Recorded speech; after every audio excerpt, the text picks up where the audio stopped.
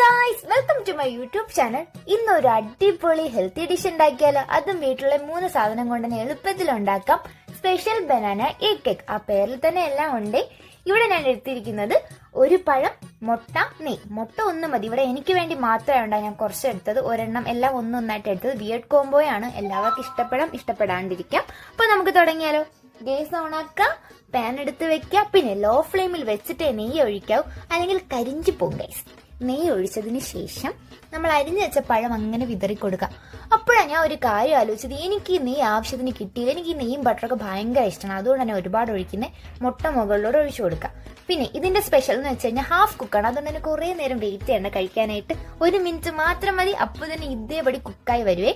എന്നിട്ട് മറിച്ചു കൊടുക്കാം. നമ്മൾ ബ്രെഡൊക്കെ അങ്ങോട്ടും ഇങ്ങോട്ടും മറിച്ചൊക്കെ എടുത്താൽ അതുപോലെ ജസ്റ്റ് ഒരു ഡിസൈനിൽ ഞാൻ ചെയ്തിട്ടുണ്ട്. അപ്പോൾ ഫൈനൽ ലുക്ക് ഇതാണ്. അടിപൊളി ടേസ്റ്റ്. എല്ലാവരും ട്രൈ ചെയ്യും. പിന്നെ ലൈക്കും സബ്സ്ക്രൈബും ഷെയറും മറക്കില്ല.